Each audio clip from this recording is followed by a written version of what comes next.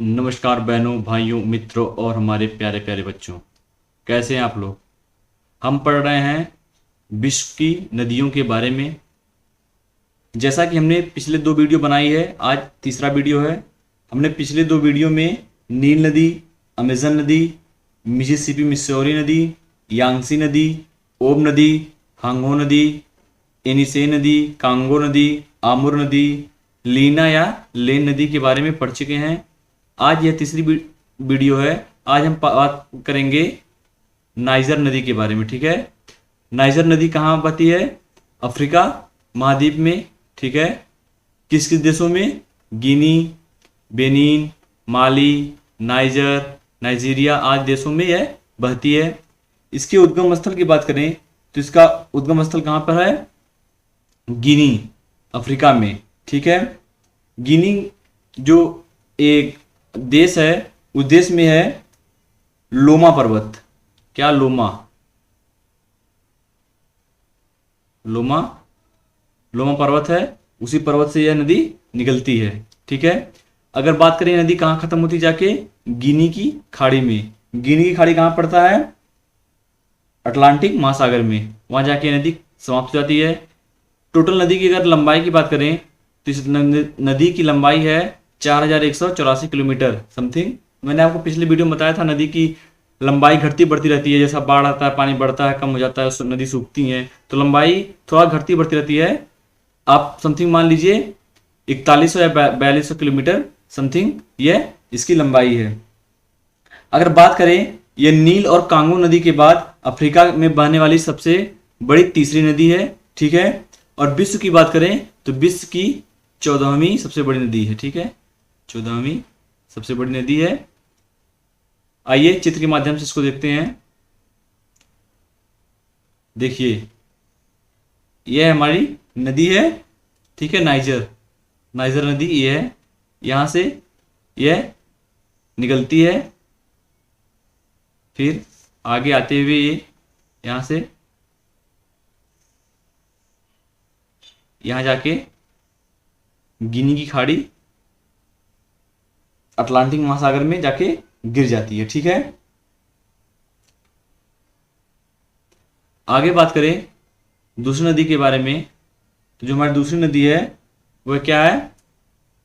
मिकांग। मिकांग नदी कहाँ बहती है? एशिया में। ठीक है, एशिया में, एशिया महाद्वीप में। किस किस देशों में? चीन, म्यांमार, थाईलैंड, लाओस तथा कंबोडिया आदि देशों में यह बहती है। अगर इसकी बात करें तो यह विश्व की 13वीं सबसे बड़ी नदी है। ठीक है, 13वीं सबसे बड़ी नदी है। इसका उद्गम स्थल तिब्बत का पठार जो इस समय चीन में है, वहां पर इसका उद्गम स्थल है। गिरने का सागर यह दक्षिणी चीन सागर में गिरती है। अगर इसकी लंबाई की बात करें, इसकी लंबाई लगभग 4000 किलोमीटर है। ठीक है, लगभग 4000 किलोमीटर है। अगली नदी की बात करें तो हमारी अगली नदी है, देख लीजिए चित्र, यहां से तिब्बत का पठार यहाँ है, ये पूरा चाइना का नक्शा है। ठीक है, ये बर्मा माने म्यांमार है, थाईलैंड है, ठीक है, कंबोडिया है। तो यहाँ से यह तिब्बत पठार से निकलती है चाइना होते हुए, फिर यहाँ से बर्मा में घुसती है, फिर यहाँ थाईलैंड होते हुए ऐसे ऐसे कंबोडिया होते हुए फिर नीचे आती है। अगली नदी की बात करें तो हमारी अगली नदी कौन सी है? वोल्गा नदी। वोल्गा नदी कहाँ? यूरोप महाद्वीप में बहती है। किस देश में? रूस में। इसके उद्गम स्थल की बात करें तो इसका उद्गम स्थल है ब्लडाई पठार जो रूस में पड़ता है। और कहाँ जाकर नदी समाप्त होती है? कैप्सियन सागर। ठीक है, कैप्सियन सागर में जाके यह गिर जाती है। अगर इसकी लंबाई की बात करें, इसकी लंबाई लगभग 3700 से 3800 किलोमीटर है। ठीक है, आइए चित्र के माध्यम से देखते हैं। देखिए, बोलगा नदी है, यहां से नदी निकलती है। ठीक है, फिर यह नदी आगे बढ़ते हुए अपना आके यहां पे गिर जाती है। अगर यह बात करें यूरोप की, है सबसे लंबी नदी है यूरोप की बात करें, और यह लगभग यह इलाका रूस का है, तो यहां ठंडी ज्यादा पड़ती है, तो इस कारण यह नदी लगभग 3 महीने तक बर्फ से जमी रहती है। ठीक है, यह नहर देखा जाए तो व्यापार के लिए बहुत उपयोगी नदी, यह व्यापार के लिए बहुत उपयोगी है। क्योंकि जब बर्फ जम जाता है तो स्लेट के माध्यम से यहाँ से सामान इधर उधर भेजा जाता है। यह नहर के द्वारा बाल्टिक सागर, अटलांटिक महासागर तथा मॉस्को से जुड़ी हुई है। ठीक है, जैसा देख सकते हैं नहर के द्वारा ये इस यहाँ सागर से जुड़ी है, फिर यहाँ तो आके गिरी रही है, फिर यहाँ नहर के द्वारा देखिए इस महासागर से जुड़ी हुई है। किस किस से? बाल्टिक सागर, अटलांटिक सागर तथा मॉस्को से जुड़ी हुई है। अगर इसके सहायक नदियों की बात करें, ये सहायक नदियां आका, कामा, उझा आदि। देखिए ये आका हो गया, आका सहायक नदी यहाँ मिली है। ठीक है, कामा हो गया, कामा भी सहायक नदियां जुड़ी हैं। ऐसे ही देखो डोन है, ये भी सहायक नदी जुड़ी है। तो ऐसे ही बहुत सी सहायक नदियां इससे जुड़ी हुई हैं। अगली नदी की बात करें तो अगली नदी हमारी कौन सी है? San Francisco. ठीक है, कहाँ बहती है? दक्षिण अमेरिका में। किस देश में? ब्राजील में। अगर इसके उद्गम स्थल की बात करें तो इसका उद्गम स्थल कहाँ पे है? दामिनान गिटेस, जो ब्राजील में पड़ता है, वहां इसका उद्गम स्थल है। अगर यह गिरने की बात करें, नदी कहाँ समाप्त होती है? आंध्र महासागर में जाकर समाप्त हो जाती है। अगर लंबाई की बात करें, लगभग इसकी लंबाई 3000 किलोमीटर है।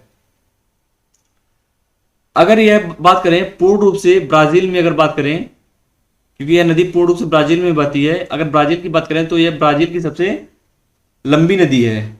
ठीक है, और दक्षिण अमेरिका की बात करें, क्योंकि दक्षिण अमेरिका में ब्राजील पड़ता है, तो वहां की बात करें तो यह सबसे लंबी चौथी नंबर पे नदी आती है। उसके पहले 3 नदी कौन कौन सी हैं? अमेजोन, पराना और मदिरा नदी 3 बड़ी नदियां हैं। उसके बाद चौथी नंबर पे आती है सैन फ्रांसिस्को। ठीक है, इसे राष्ट्रीय एकीकरण नदी भी कहते हैं। क्यों कहते हैं? क्योंकि यह ब्राजील के अंदर ही बहती है और यह सीधे सभी दिशाओं में बहती है, इसलिए यह ब्राजील को जोड़ के रखती है, इसलिए इसको राष्ट्रीय एकीकरण नदी भी कहा जाता है। आइए चित्र के माध्यम से देखते हैं। देखिए यह सैन फ्रांसिस्को नदी है, यहां से निकलती है और पूरा ब्राजील होते हुए यह आगे जाके आंध्र महासागर में, अटलांटिक ओशियन में जाके गिर जाती है। ठीक है, अगली नदी की बात करें तो हमारी जो अगली नदी है वह सेंट लॉरेंस है। ठीक है, कहां बहती है? उत्तरी अमेरिका में। किस किस देशों में? कनाडा, न्यूयॉर्क में। ठीक है, अगर इसको उद्गम स्थल की बात करें तो वह इसका उद्गम स्थल कहां है? अंटोरियो झील। ठीक है, अंटोरियो झील से निकलती है और कहां जाके गिरती है? सेंट लॉरेंस की खाड़ी में। यह खाड़ी कहां पड़ता है? अटलांटिक महासागर में। इसकी लंबाई की बात करें तो इसकी भी लंबाई लगभग 3000 किलोमीटर के आसपास है। देखिए यहां से यह निकलती है, यहां से ओंटारियो का जो झील है यहां से यह निकलती है और सीधा बहती हुई आके यहां पर अटलांटिक महासागर में जाकर गिर जाती है। ठीक है, यह कनाडा हो गया। यह कनाडा और ब्राजील, न्यूयॉर्क यहाँ है और एक कनाडा है, इनका यह अंतर्राष्ट्रीय सीमा भी यह नदी है। ठीक है, अगली नदी की बात करें तो अगली नदी हमारी कौन सी है? डेन्यूब नदी। ठीक है, कहां बहती है? यूरोप महाद्वीप पे। कौन कौन देश में? Germany, Australia, Slovakia, Hungary, Croatia, Serbia, Bulgaria, Moldova, Ukraine और रोमानिया में। ठीक है, इसके उद्गम स्थल की बात करें तो इसका उद्गम स्थल कहाँ है? जर्मनी के काले वन में। यहाँ एक काला वन नाम से एक जंगल है, वहां के वहीं से यह निकलती है नदी। कौन सी? डेन्यूब नदी। ठीक है, अगर बात करें इसकी लंबाई की तो इसकी लंबाई का कितना है? 2800 किलोमीटर के आसपास, और यह काला सागर में जाकर यह काला सागर में जाकर गिर जाती है। वाल्गा नदी के बाद यह यूरोप की दूसरी सबसे लंबी नदी है। आइए चित्र के माध्यम से डेन्यूब नदी को हम देखते हैं। देखिए ये यहां से निकलती है, यहां से निकलती है और बहते हुए ये होते हुए यहाँ पे ब्लैक सी मतलब काला सागर में जाकर यहाँ गिर जाती है। ठीक है, अगली नदी की बात करें तो हमारी अगली नदी क्या है? फरात नदी। फरात नदी एशिया महाद्वीप में बहती है और किस देश में, इराक देश में। इसके उद्गम स्थल की बात करें तो कारासून व मूरत नहरी नाम की दो नदियां हैं, जब उनका संगम होता है तो फरात नदी बनती है। ठीक है, फरात नदी बहुत प्रसिद्ध नदी है। दजला और फरात आपने नाम सुना होगा। दजला फरात का जब जो क्षेत्र है, दोआब क्षेत्र, मतलब जो बीच में एरिया है, वहीं पर एक सभ्यता का जन्म हुआ था जिसे हम मेसोपोटामिया नाम से जानते हैं। वहीं पर उसका जन्म हुआ था, बहुत पुरानी सभ्यता है। इन्हीं दो नदियों के बीच में जन्म हुआ था। अगर इसे गिरने की बात करें तो यह सत अल अरब में जाके गिरती है, दजला नदी में जाके मिल जाती है, फिर वह नदी जाके आगे फारस की खाड़ी में गिरती है। अगर इसकी लंबाई बात करें, लगभग 2800 किलोमीटर इस नदी की लंबाई है। चित्र के माध्यम से ये देखते हैं। देखिए, यह आपकी है फरात। यहां पर जो हमने दो नदियों की बात किया, कामासून और मूरत नहरी, ये दो नदियां हैं।